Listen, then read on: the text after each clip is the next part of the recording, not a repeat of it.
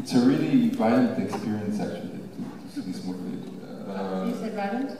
Yes, I said violent. Yes, I felt it really like a punch in the belly, because even though you know that what happened, you still feel that you're watching something. Keep moving further away. Yes. Because you're worried. I'm intimidated. You feel like you're watching some, you know, and you understand, and you really get the feeling physically that you're watching someone that can die from one moment to the other, and that's what you were saying, Jake, at the beginning of the. And it's of course very disturbing, and so I will not comment further. But I want to ask a first question. There's one of the strongest parts of the movie is the materialization of what is happening, and it's something that has a lot been discussed over the symposium. Is the fact it's difficult to grasp the relations and even the history of Edward Snowden and the experience you've been through. And I wanted to know if it was a conscious move of yours to try to materialize, not only just by filming Snowden, but also by showing the places and the violence that emanates from these places, these bunkers actually, and several other moves during the movie that are similar. So actually it's the first time I've heard the word violence used in relationship to it, but I don't disagree with it. It's actually, I would consider it a compliment. I mean, well, what I've been trying to do in documenting the US war on terror is to maybe translate it in a different way. Like we have a lot of information about what's happening and what the US has been doing for the past 13 years, but how to translate it into sort of, I guess, more human terms or more consequences, human consequences.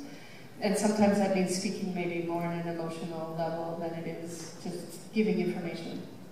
And so, I mean, for me, it's about the issue of surveillance, but it's also about, you know, trying to communicate something about something that's sort of dark, that you don't quite understand, and that's dangerous and threatening. And so there's a lot of information in the film, but then also hopefully it's unsettling at another level, which is on a more emotional level. And it's certainly something that's trying to translate my own personal experience of what I think is happening, and what I think that people who are targeted, how they feel. Like there's something amorphous and dangerous and ominous about the sort of growing surveillance state. And the filming these sites, most of the photographs or the images are by Trevor Peglin, who's a renowned photographer who's been trying to document the sort of secret world or black sites for years, and he's, you know, basically trying to visualize them and show them in physical places. And so he did,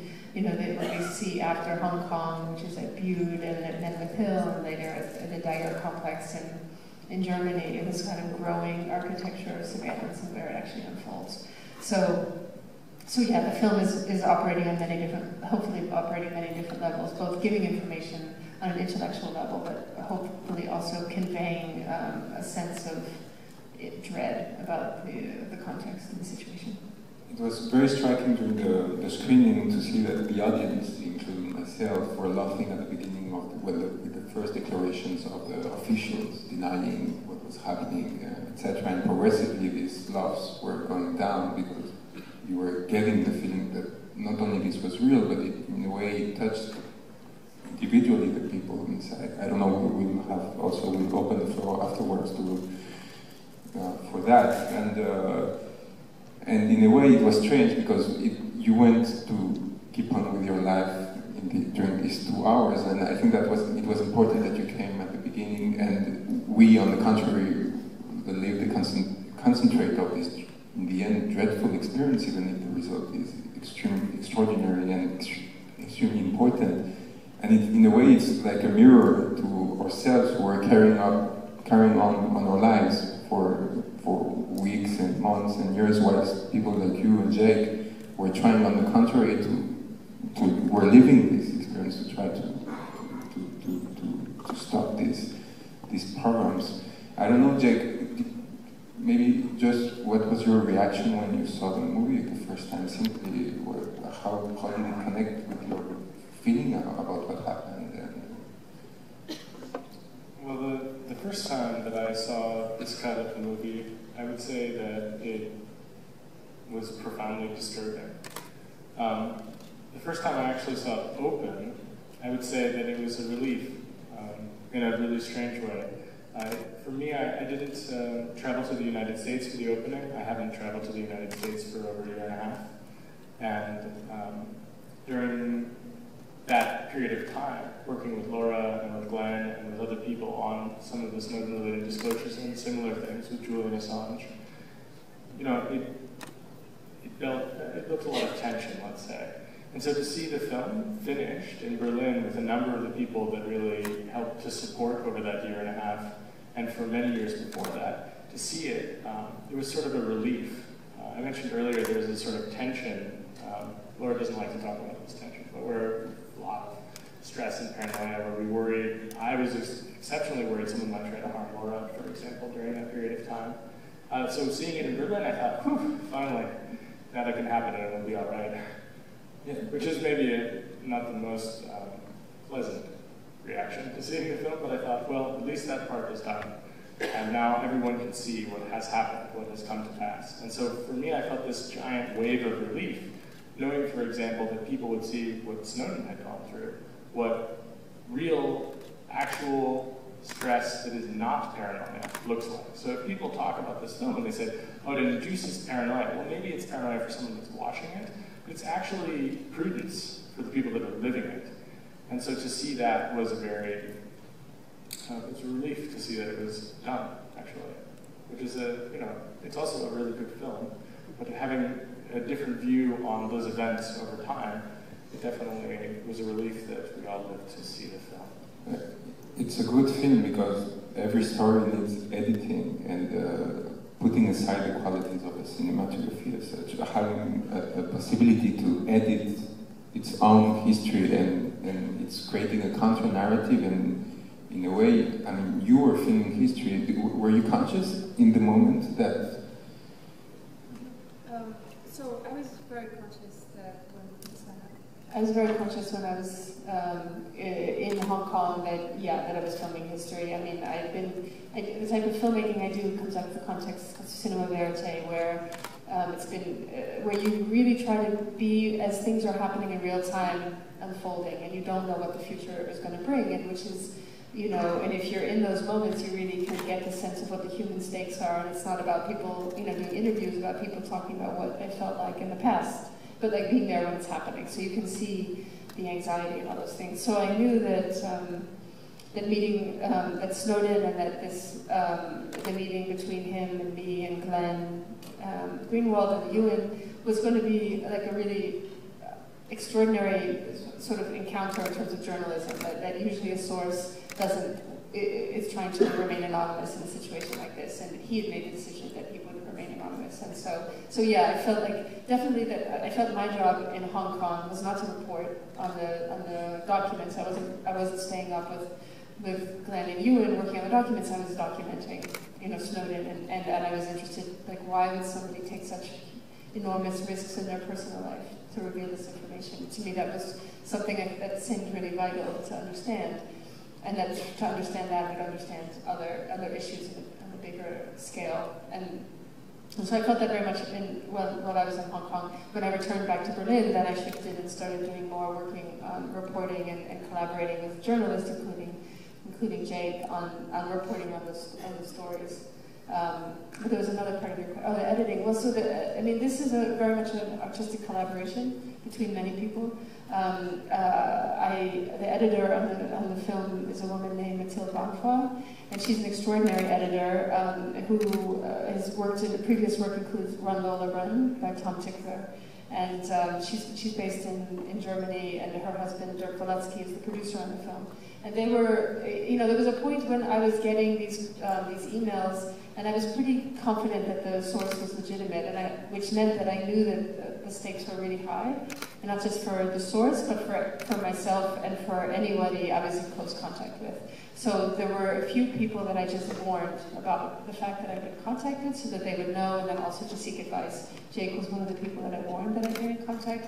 So also I told Mathilde and Dirk, and because I knew that there would be a massive leak investigation and that everybody in my circle of connections would be pulled into that, right?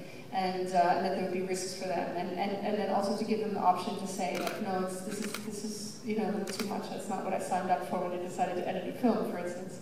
But Mathilde, Dirk, Jake, Katie Scoggin, my co-producer, there was not one person who said, you know, stepped away. In fact, they all said, no, this is work is essential, and we'll do what we can to make sure that you know, the work goes forward.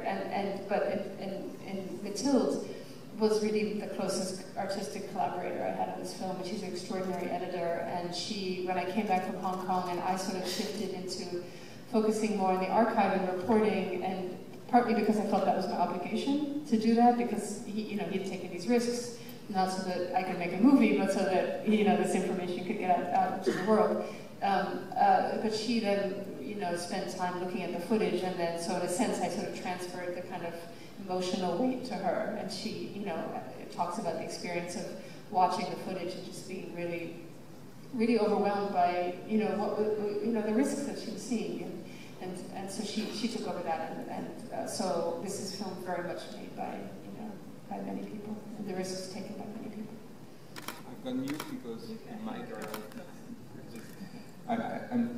You can have another mic. There's someone, and Just going back to what you said about the tension and the fact that it was released, there is this, of course, extraordinary scene in the movie with the fire alarm,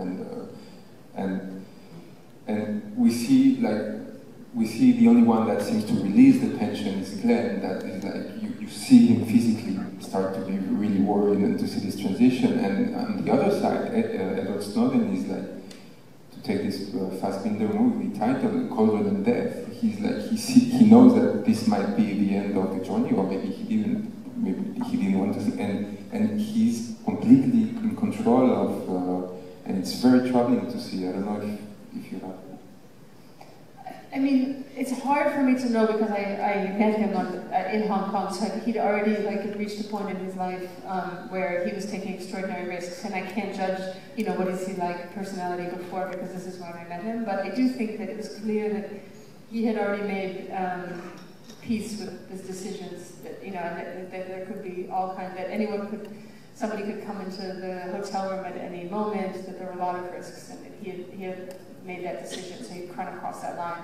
But I also think he does have a bit of a, you know, he's sort of, I think, a very focused person, and I think he also compartments, so he was thinking about, okay, well, we're here to do this, I'm not going to think about the fact that, you know, this is going to, about the impact it would have on other people. And you see it coming in here and there, but I think he's trying to stay focused. But you did feel that there was this kind of subcurrent of tension. I mean, I certainly felt it. I mean, I really felt, I worked in conflict zones where the bombs were sort of falling all the time, and this felt more dangerous. I really felt that, you know, being in Hong Kong really felt scary.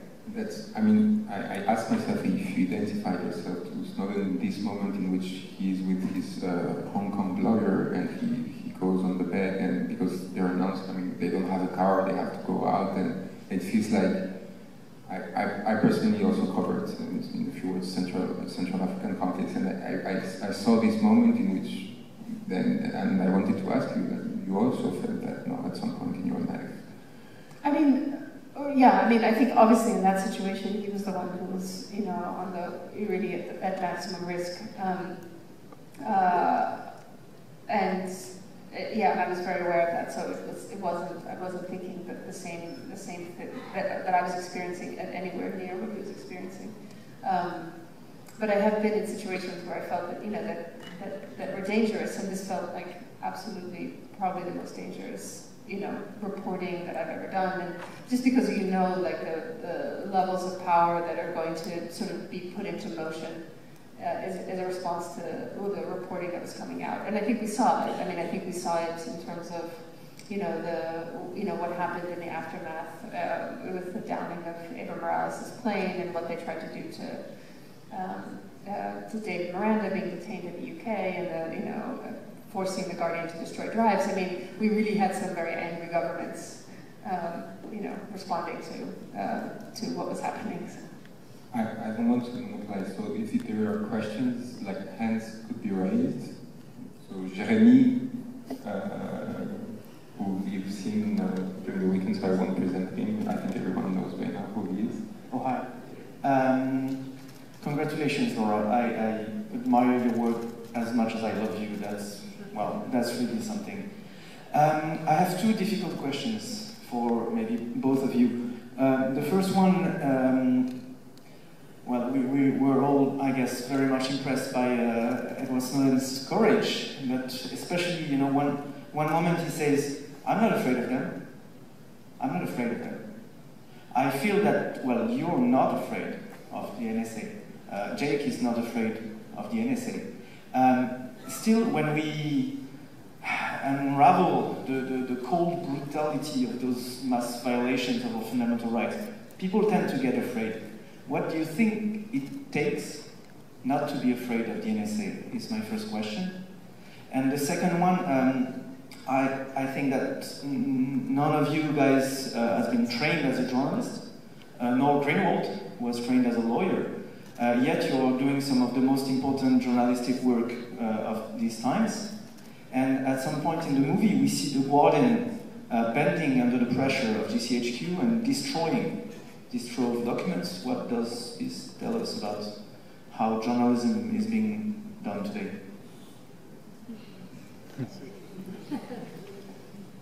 Well, thanks, Jeremy, for those two very easy questions. First, what I would say is it's a total lie to suggest, even for a moment, that there isn't fear. I mean, Julian Assange, who is someone who I very much respect, and who, in fact, taught me everything pretty much that I know about journalism, he suggests, and I think it is correct to say, that courage is acting not with the absence of fear, but even if you have this fear, doing this thing that you believe is important to do.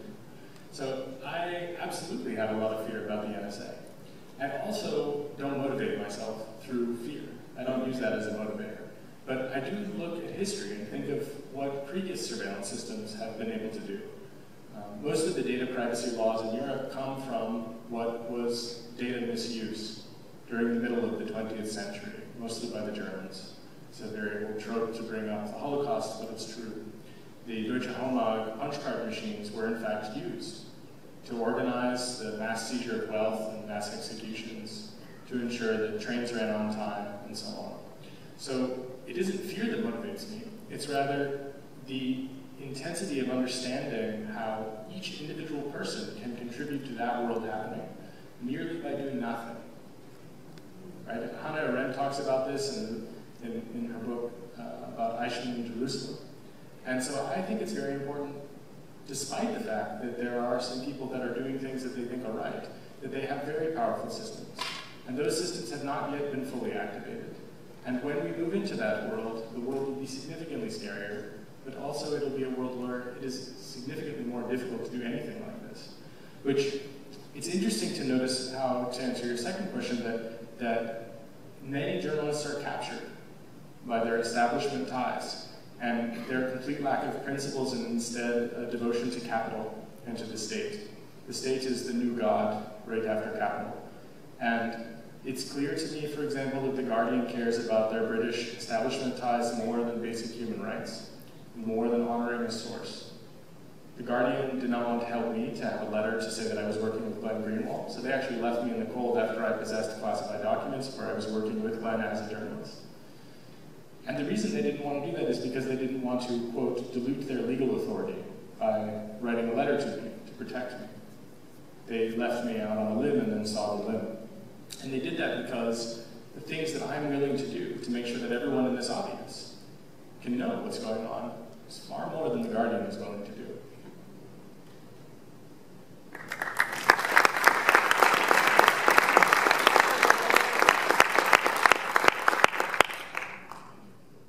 I mean, I think there's somewhat of a connection between the two questions. I mean, when I started documenting what was happening in the US post 9/11, the first film I made was about the war in Iraq. I didn't think I would be sitting here 10 years later, also working on this, basically this sort of same themes, right, which are the kind of war on terror. And I think when I first started, I thought, well, you know, the country's drifted, it's responded to this sort of emergency, and we'll sort of get back on track. So in other words, I was a bit naive. And I sort of got trained out of being naive, you know, it took a bit of time. It certainly helped being put on a watch list and detained every time I returned to the US. I sort of had to make some calculus. So for 6 years, I was stopped every time I returned to the US. And I had two choices. One would be either to stop working or to keep working. And it sort of became an easy decision. So I said I'd keep working. So then, in a sense, it kind of trained me sort of against this idea of being intimidated to stop doing the work that I'm doing, which doesn't mean that there's no fear. Of course, there's still fear. It's just I'm not going to let the fear, you know, rule me in terms of the decisions that I make. And so, and I think Snowden's a pretty smart person, and his decision first to reach out to Glenn and then to reach out to me, he knew our history of the work that we had done. And that we had been kind of consistent, critical voices of US policy post 9/11. And so he knew he was engaging with journalists who have taken that position and that weren't going to capitulate to whatever the government line was, that we had a track record. You're right, though, that I was not the usual candidate, right? I mean, I'm a visual journalist. I consider myself a visual journalist. This is the work that I do more than it is in doing print reporting. I mean, I'm interested in reporting on information plus other things, which includes telling narratives or reaching people on a sort of a human, on a human scale that sort of is more universal than the particulars of the issues that I'm interested in, which doesn't mean it's not journalism, it means it's journalism plus other things. And so I actually wasn't, I mean, that's part of my surprise when I started getting the emails. It's like, why me? Because it's just been, you know, I thought, well, there's, you know, you could have gone to lots of other journalists. But as you mentioned, there's this sense of, you know, that we've been, I think, you know, the mainstream media has failed us in this era, right? I mean, certainly US mainstream media.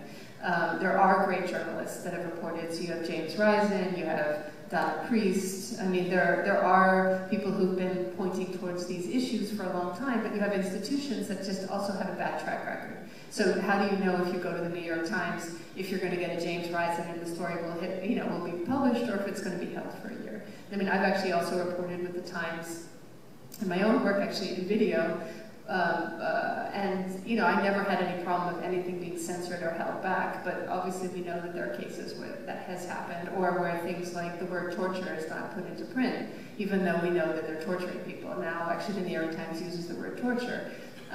You know, so I think that Snowden was aware of what had happened in the mainstream media, and so it's not such a surprise that after Glenn didn't have encryption, that I was somebody he reached out to, because he knew that Glenn and I were colleagues, and I'd also talked about my interest, and I'd published on the NSA.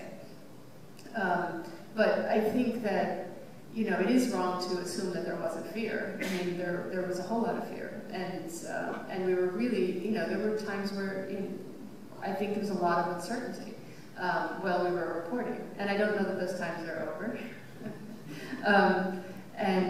Whatever happens, it was murder. And then in terms of being, you know, who's trained as a journalist and who's not. I mean, I've worked with Jake on this reporting. There's nobody more trained to report on this information than he is. I mean, I've actually seen the opposite, where you work with mainstream news organizations, and they don't actually have the capacity to report on the technical information. They don't. I mean, and so you have, I think that's probably the strongest reporting on a technical level that the Washington Post has done was when Ashkan Soltani came on board and started working on the stories, and then it sort of like upped the game in terms of what was happening in technical reporting. I mean, he's working as a technologist and also as a journalist, and I think actually the lesson from these revelations is the need to have more you know, technologists and people who can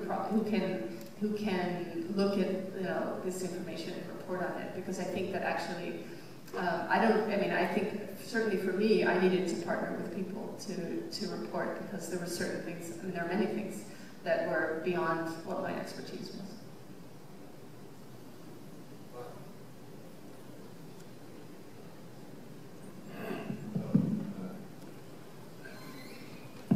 Yes, thanks. Thank you very much again for this remarkable work. And so I was thinking about one thing during the movies. It's very strange to see that there's no fear in the Hong Kong hotel room. It seems that there's no fear. That Snowden is not afraid, maybe you, I don't know, Glenn will well. It seems that there's no fear. And there's another question is, why the CIA didn't send special agents? They used to do that, that could be easy. Before the 5th of June, or maybe after. And I think I understood, I'd like to have your feeling about that. I think, watching your movie, I think I've understood one thing, is that maybe, that's an hypothesis I'm saying now, maybe that Barack Obama, maybe he didn't know exactly what the NSA, I mean the extent of the collective data that they were working on their own, and I think that's the first time I understood that. Maybe I'm wrong, but I think he didn't know, the President of the United States, even what the NSA did on their office. And I think this is my last hypothesis, that the CIA maybe said, what do we do now, President, on the 6th of June? And I think maybe he said, we've made enough mistakes for now, and now we can't do nothing, we do nothing. Maybe that's why you were safe, not safe, you were not in troubles with special agents. Maybe I'm wrong. What do you think about all this?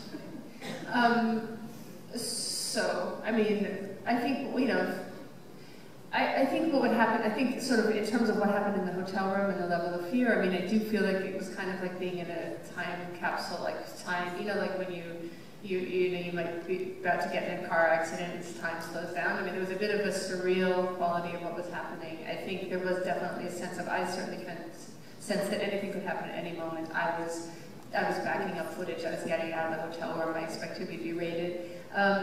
But I think that, you know, in terms of how the reporting happens, I mean, you have to understand that things happen that I think has never happened before. So, for instance, the reporting was so, you know, we arrived on a Monday, and Glenn was publishing, you know, 2 days later. I mean, I think that probably the government maybe had a clue that that Snowden maybe had left the country, and that, and then a bunch of journalists got on the plane. I mean, we know that they pay attention to flight manifests. So they were probably putting the pieces together, right? That, you know, that something was happening in Hong Kong. But I just think that they didn't expect it to happen at such an accelerated pace.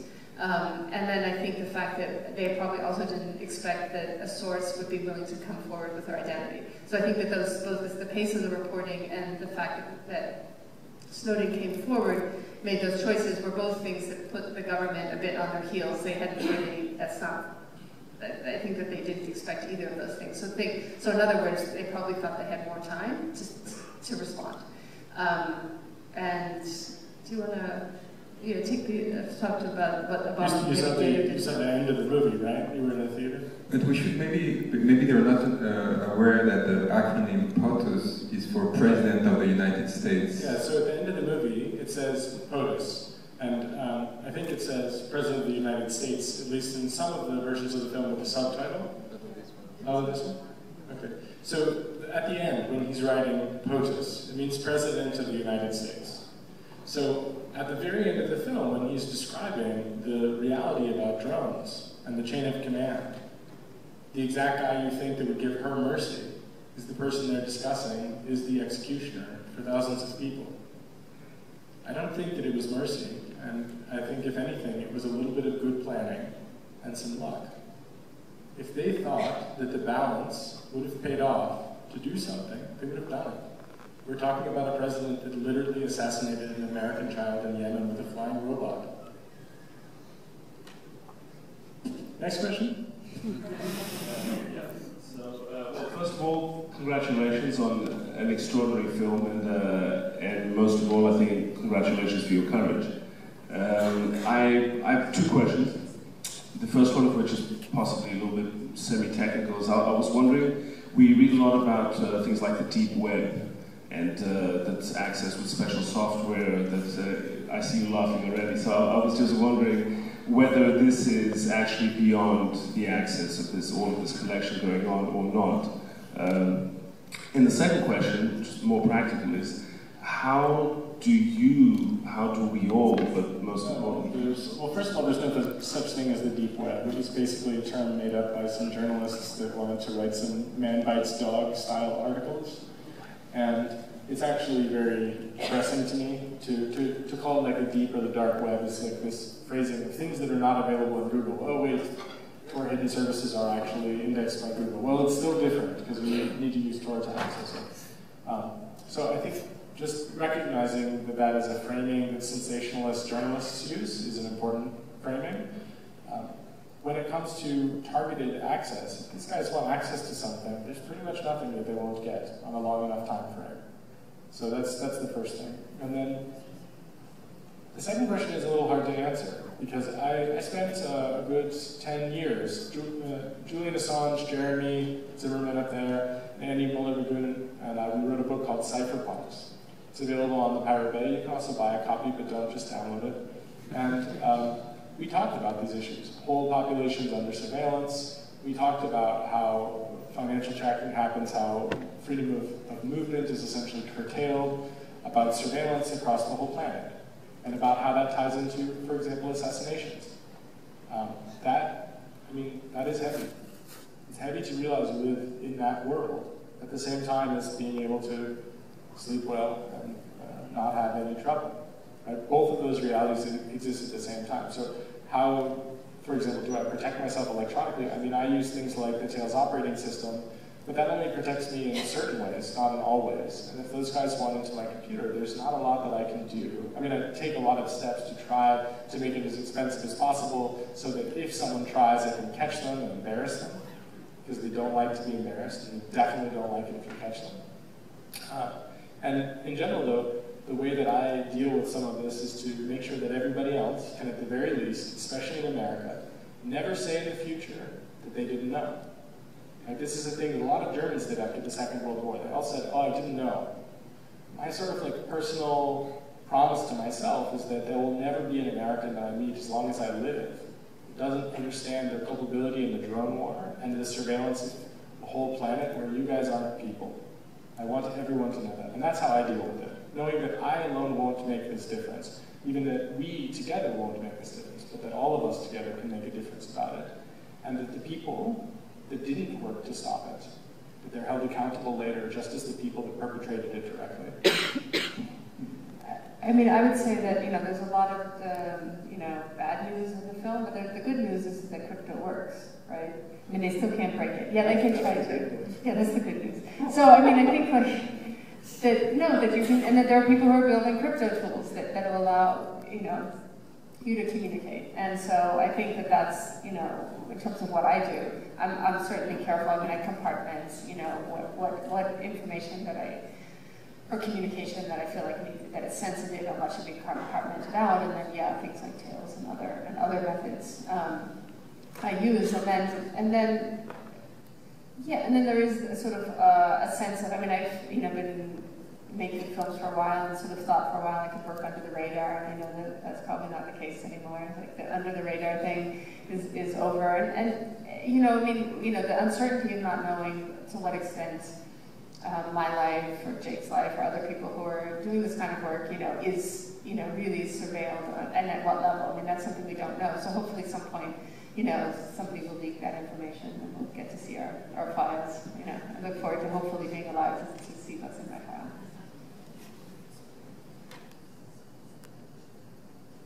Thank you. I was wondering, the U.S. has been able to perpetuate these practices with the complicity of the Congress, the courts, and foreign governments.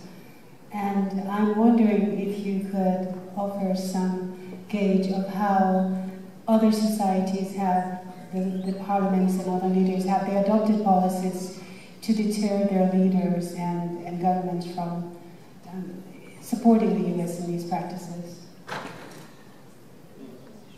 Well, the European Parliament, for example, started an investigation into these practices to try to even understand what that means. There are other governments, like the United Kingdom, who have, even though they're part of the European Union, they have sort of doubled down on spying. And I think what's happening right now is that the world is sort of dividing a bit between, like, I like to think about it as a pyramid. So at the top of the pyramid, you have the NSA, and below that you have the GCHQ, and the British are along there with the GCHQ.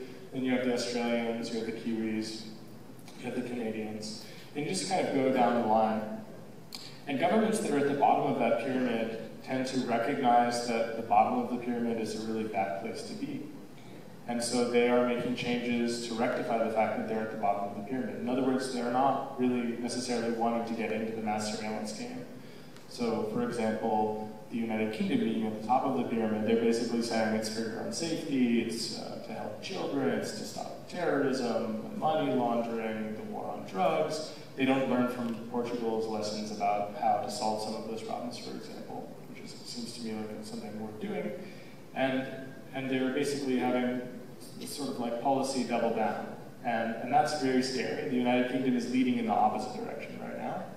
The United States is also sort of having a struggle about that, but it's also at the same time continuing to build these systems, continuing to fund more wars and so on, and the intelligence apparatus that's tied to that.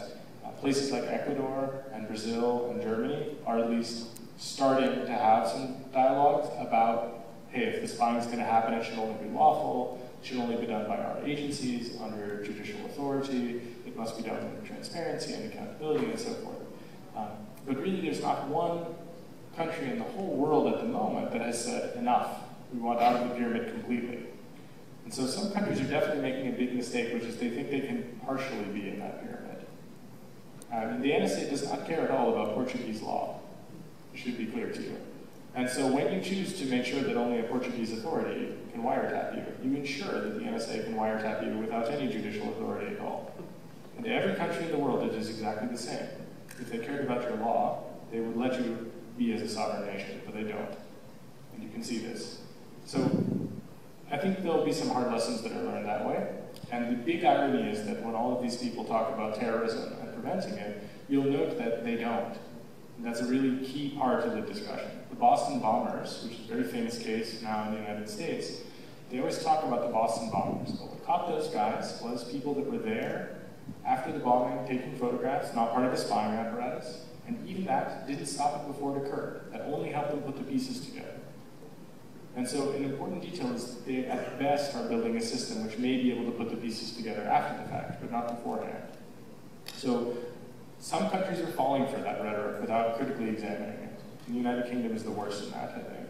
And Ecuador and Brazil and Germany, I think, are on a different side of that.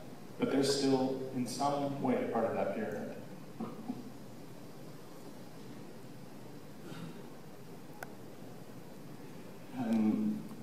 First, I want to congratulate you, Laura, for your work.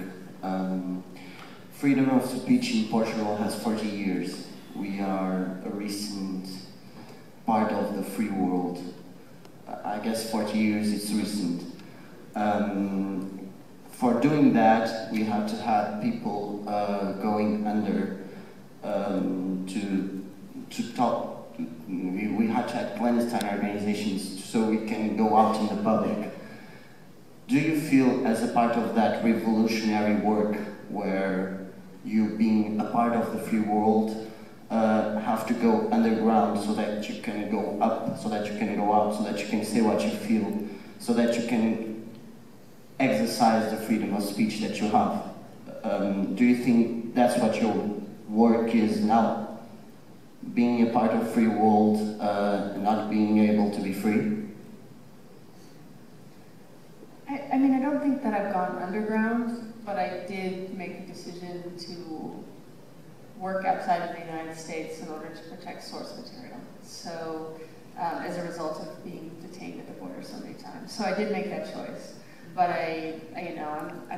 my work is, it's funded by foundations in the U.S., and I still think that there is a tradition of, defense of the First Amendment and freedom of speech, and a tradition for that in the U.S. that would support my work, that does support my work. But yeah, I've had to take some pretty extreme measures in order to continue to work. I mean, I think it's not a good sign if journalists have to leave the country in order to protect source material. And it's not a good sign that the journalists are being subpoenaed to reveal their sources and might have to go to jail, which is what's happening with James Risen, like friend and colleague at the New York Times. I mean, he might end up in jail because he's trying to protect a source, which is a fundamental thing that if you're a journalist, that it's your obligation to do that, and that we're definitely living in times in the U.S. where there's a war on whistleblowers, there's a war on sources, and there's a war on journalists who are doing reporting around issues that the government wants to keep secret. So that includes surveillance, or the drone program, or Guantanamo, or torture, or the Iraq War. I mean, all those kinds of things are, if you're reporting on that, you're going to be targeted. So we do have this for me as an American, really dark times. That we know that the U.S. government and the CIA tortured people, and that nobody has ever been held accountable. I mean, and then we still have a prison in Guantanamo that's open after a dozen years, and people are there who've never been charged. I mean, that to me, those are the crimes that I think should be investigated. And instead, they're going after sources and whistleblowers and journalists. And so I think that is a pretty scary landscape. But I still think it's a landscape where I can, speak my mind and report and have support for that work. Not across the board, but enough support so I can keep working.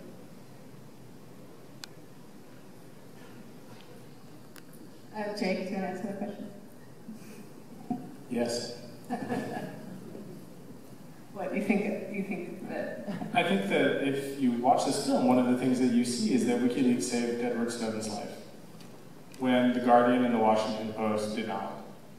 And the way that they did that is, of course, by studying clandestine organizations, understanding how to organize, understanding how to securely compartmentalize, how to use cryptography, understanding liberation movements across the world. I mean, that's sort of what I have spent the last several years of my life studying, understanding everything from the ANC's liberation movement in South Africa, to understanding how people fought the dirty war in Argentina, to understanding about the anarchists that fought against the fascists in Spain. Really understanding how to organize labor in order to have the means of production. At least for me, when I talk about these things with Occupy Wall Street, I consider that in order to have a free society, you have to have clandestine organizations as well as mass movements. It is a necessity for free society. And that is why Snowden is now alive in Russia and not in an American prison. Because there were people that were willing to do that, and they didn't even make sort of like, let's say, they weren't trying to be legitimate. And I think Laura is very much an above-board person, and it's good that Julian Assange also exists in that world. Because you need to have people that are as absolutely squeaky clean as Laura, and it's people that are willing to basically be thrown under the bus like Julian to make sure that people like Snowden survive.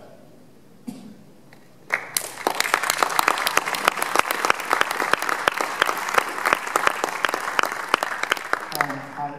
I just want to thank you both for being so incredibly brave. I just want to ask you, what do you think a gentleman earlier asked, how can you go on with your lives? And I would like to ask you, I would like to go beyond that and ask you, what should we do to fight back against mass surveillance? So, for example, I've sent my first encrypted email to a friend.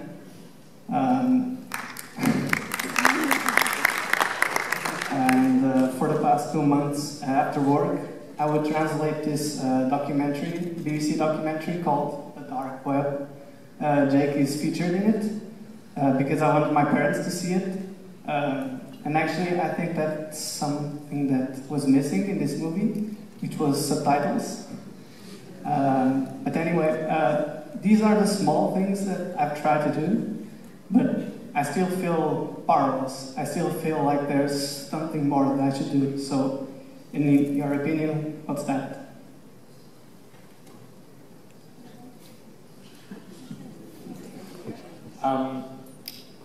So I don't have answers for you. I have questions about how serious you are. Because the way that I look at this is that not every person can be Julian Assange, not every person can be a Laura Poitras, not everyone can be a Glenn Greenwald, but everybody can be aware of these things. So first of all, every person can say no when they think that something is wrong that's being done. And I think that often we sort of set that aside. There are technical things that can be done, like running a tour relay. There are useful social things to be done, like teaching a history about resistance to military dictatorship, for example. Adopt an American, for example, to teach them about where they're headed. That might be a very useful social program. There are a lot of Americans that could use that help. And you often hear people talking about this and they say, I have nothing to hide. Engaging in that incredibly frustrating conversation every time it comes about is very useful. I don't personally have the patience for it as much as I used to because it's so sad to me. I mean, it seems clear though that when there are technical solutions and social solutions, raising consciousness about things is sort of the key to tying them together, right? I mean, for example, to have politicians understand that they will not be free if their communications can be captured, right? I mean, how free can you really be if someone knows everything that you do? When they understand everyone you communicate with and they understand everything that you've said. So to show politicians that, to sort of engage with this about, for example, encrypting things, but the goal, at least for me, is not to create a society where every single thing is encrypted or anonymized. The goal for me is to create a just society. And a just society comes from really thinking about your own situation and then applying yourself in that way. I hate to sound like a motivational speaker here, but too late. But I think it depends on your position. For example, there was a guy at a talk in Copenhagen yesterday. He said, I'm a computer programmer. I want to work on free software. I said, I have a better idea. You can choose that route. You can go and you can work on some free software crypto stuff. But maybe you can walk out of this talk and say you hated it, and that we're fools, and that we were totally wrong about it, and you can go get a job with Europol, and you can be the next Edward Snowden.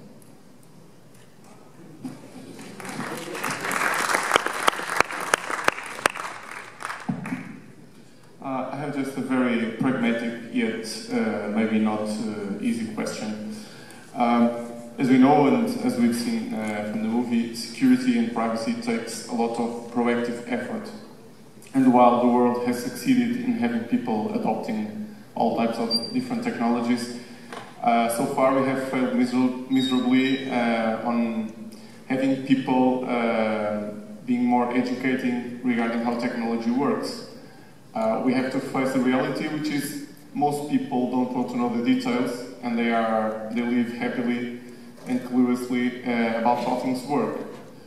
On this movie, we've seen journalists using SSH and GPG, which is shocking for our average expectations.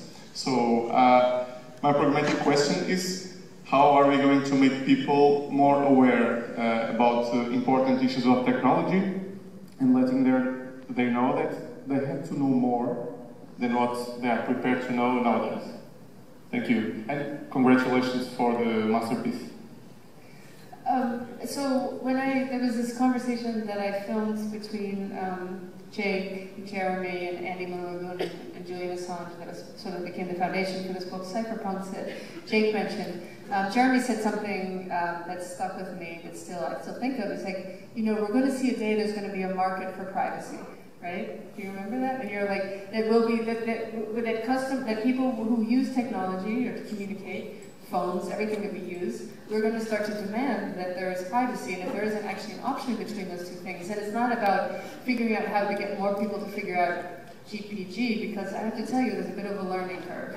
And it's just people are not going to we're not going to be able to scale it. But what I think we can scale is clients that provide that in a way that makes it much more user-friendly. And we see that on the web all the time. When you go and log into your bank, you know it's encrypted, you know that you want it to be encrypted. It's not, you don't need to it's not like you're asking people to, expand their understanding of technology to want that if they're going to log into their bank that it's secure and that it's encrypted. It's just happening behind the scenes, and people use it because they trust that it's secure.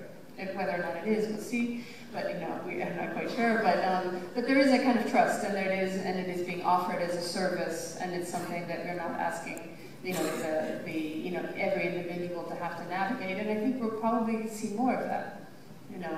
And I think in certain professions, then it's absolutely a professional obligation to know how to use these tools. I mean, I feel that particularly as a journalist, and I think probably in other professions, if you're a doctor, if you're a lawyer. I mean, there are certain professions where, you know, you are, you know, it's part of your duty to offer confidentiality and privacy and privilege, all those kinds of things. And I think in those professions, you know, yes, there should be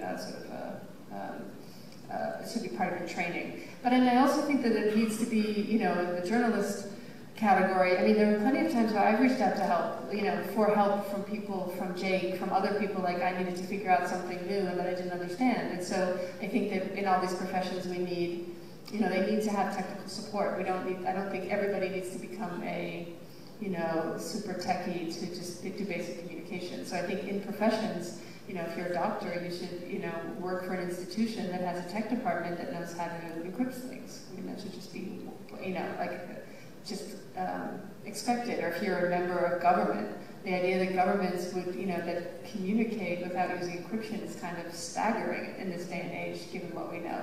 Like, how is it possible, you know, given the spying that we know is happening, that they're not using encryption? So I think that, I do think that we'll probably see shifting norms and more of an expectation. And I think we'll see that it'll become partly a question of a bottom line, you know, it'll become like, oh, we're gonna do this because if we don't, our competitors will. And we're seeing that already. I mean, we have Facebook who's using Trojan service, so you can connect to Facebook, which is kind of mind-blowing at some bizarre level. Like, and then you also have Google and Apple offering encryption on their phones. We can only hope that it's actually not backdoored. One doesn't know, but it does seem to suggest that they're aware of the fact that their business model is going to be in jeopardy if the international customers that they rely on think that all their information is going to be handed over to the NSA. Retroviruses, probably, right? Like on a technical level, you don't know anything about biology, really, like the way a biologist does, right? No, not in detail. So maybe the solution to understanding mass surveillance issues is similar to the way that we've come to understand biological issues, which are serious. They kill people if you don't get it right. Something as simple as washing your hands. So I would say that I don't take a market-based capitalist approach to solving this. I don't think markets will solve it, because it is far more profitable to enslave you than to protect you. That's capitalism, actually. That's how it works. So rather and when it gets too centralized, then it's very easy to target. So it's a compromise when it gets easy for people to use because they adapt to that same standard that everyone uses. At the same time, there's a network effect, and it's in economic terms, and it gets centralized, so it's easy to target. So it takes more effort than that to be secure, right? Maybe. So there are different levels of security, but what I mean to say is that by taking those basic biological precautions, you don't actually stop it, but you reduce the risk. And there's a kind of selection that will happen, a natural selection, where people that don't understand the way the crypto works will be far more likely to be surveilled and to have their data sold and to have negative consequences. And we're just in the beginning of this period of time. So think of it like the early 80s. People did not understand things relating to HIV in the early 80s. And by the late 90s, a lot of those people were gone. So we will see similar things. The people that are in that situation now, the San Francisco of today, are the people in the drone countries. They're the people that when they don't understand about metadata being used for targeting, those are the people that get eradicated from the face of the earth by a drone. So how will people change? It won't be through market-based capitalism alone, that's for sure. It will be by each individual person stopping with the arrogance of thinking they won't be targeted and changing their behavior and understanding that they have to have a harm reduction-based approach towards using these systems, especially if they're being targeted by, let's say, the CIA drone program, as many Muslims in Yemen, Pakistan, Afghanistan, Iraq, and a number of other places are. Thanks for sharing your view. This is a filmmaking question for Laura. I was really taken by how emotional the film was, even though it's actually a field I don't know very much about in terms of like the technical aspect. It seemed like the filmmaker was very much reflecting their own fears onto being a whistleblower. You know, there was a relationship between the filmmaker and the subject in this film. I wondered if you had a conversation with your other collaborators in discussing your own part in terms of being whistleblowers, in how you approach the story, and how, because it seems so emotional. I could feel the filmmakers' fears and preoccupations along with Snowden's throughout the whole film. I felt on edge for both the filmmakers and for the subject. Okay. Well, I appreciate that comment. I mean, I certainly agree. I mean, I think this is very much a subjective film. I mean, it's obviously a participant in what's happening. You know, I use the word I, that you know, so I feel that it's in there, but I also feel that, for me, I mean, the camera is the way that I articulate, you know, the world that I see, and it's a sort of a mean in the same way that writers use language. I use a camera and editing to say something about the world and to sort of articulate something. So for sure, I was trying to vote to communicate exactly, you know, what you expressed, which is a sense of, you know, fear and danger, and that I felt was very palpable throughout this correspondence and then meeting and then reporting. It was something that I was, you know, very aware of and wanted to communicate so that hopefully, if it's successful, the audience doesn't just know new things or learn new things, but feels things differently. Nan Golding wants to ask a question. I think Awesome. Hello. Very, very impressed. I want to join you and work with you. But I don't know how to use a computer. And I still... That's the best form of circumvention that you have. You're already way ahead of us. We should all stop using computers. I'm a Ludovic, or whatever they call it. And I still believe that I know a little about the use of drugs by the government. I know quite a bit about the AIDS conspiracies. I know a lot of things without knowing the hard, cold facts, without being able to encrypt, and I'm not sure I'll ever learn to encrypt. So I'm asking, what role do you see for the people like in Occupy Wall Street who are not all computer geniuses, and people like myself who have a lot of direct experience without facts, who's watched all my friends die and know exactly who wasn't, that the government didn't mention it for 12 years, and know the Catholic Church's participation in it, and blah, blah, blah. I know a lot about that from direct experience. The same with the way drugs ended up on the streets of New York and LA when the Black Revolution started. So my knowledge goes way back to when I was a little kid and Kennedy was shot. I said Johnson did it. And I have no idea how I knew, but I think I was born a conspiracy theorist. And I really appreciate the film, and I appreciate the work. And Snowden's my hero, and you two are part of the Lord Snowden team for me. But I just wondered, what about people like us, who are not involved in, will never learn to crypt, or whatever it's called? I can't believe Laura wants me to answer this question. Are you sure? That's crazy. You're her hero, right? So, I mean, she's got heroes like Snowden, obviously, but she really appreciates your work. So, what I would say is, you know, it takes all kinds, and there's a division of labor. So, you are an amazing artist. I mean, I can't believe I'm going to say this to you, but you're an amazing artist. Your art really inspired me.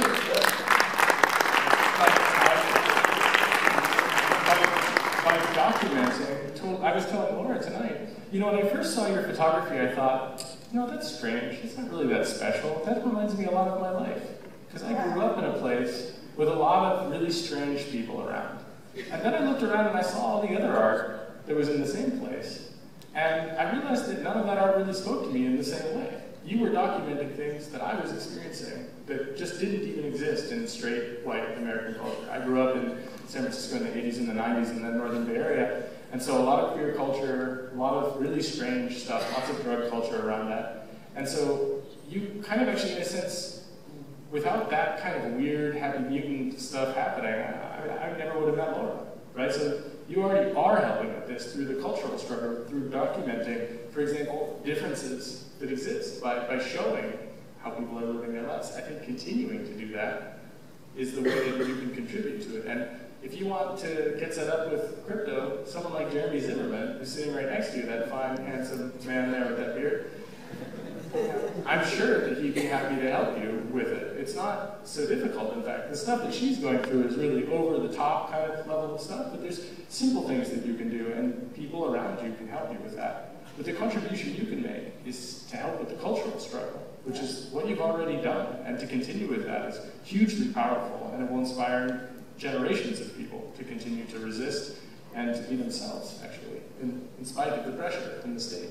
Thank you so much. But when I talk about underground prisons for political prisoners, for FALN, that I know about from the 80s, people don't believe me.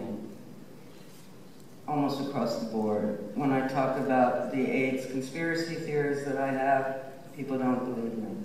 So I don't have facts, and that's what people respect.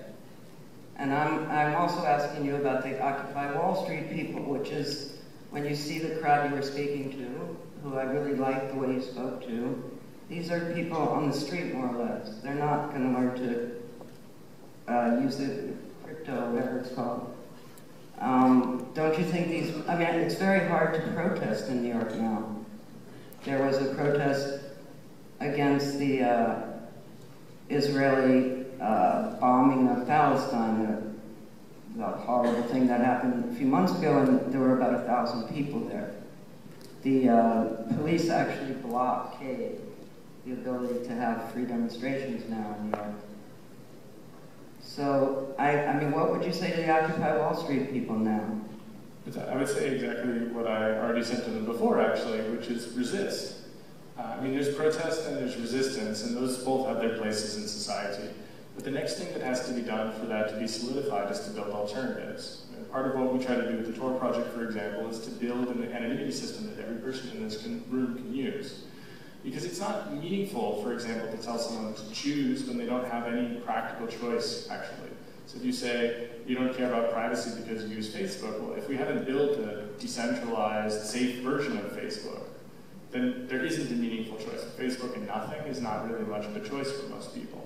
I would never go on Facebook. You wouldn't, for sure. I think it's so dangerous. So, for example, Occupy Wall Street, they have to build structures that are alternative structures that are resistant to some of the things that are happening. And many people that I know inside of Occupy Wall Street, they're like all completely dialed in with the crypto stuff here. And those are the ones that are, in fact, I think still doing well. They have the survival advantage I was talking about earlier. So I think it's very important that people understand that about the crypto because, in particular, Occupy Wall Street people are being targeted. People being kicked out of their houses, getting IRS audits, like real political harassment all across the entire country of the United States. So I think it's absolutely imperative that they watch, for example, this film and internalize the things that are being talked about and help us, not just for wealth inequality issues, not just for social security related issues, but also understanding the meta issue of surveillance that will essentially ensure that their other issues will never be dealt with because the authorities will always be one step ahead of crushing their protests, their resistance, and their alternative building movement. I would just like add one thing. I mean, as an artist, I mean, I feel like when I think about what the work that I do, I mean, I'm working in different fields, but first and foremost, I consider myself an artist, and that the goal of the work is to say something about the world that I see, right? To express something. So I actually feel that like this film is not any different than the work that the work that you do, which is to express something about a community of people. Is the same thing that I feel that this film is hopefully, at its best, does, which is to say something about, here are people, like, that it's in a historical moment of people who are coming forward and standing up and, taking personal sacrifices to stand up against power to expose something that they perceive to be wrong. And that's kind of the culture that I'm moving in right now and that I'm putting out, and it's not necessarily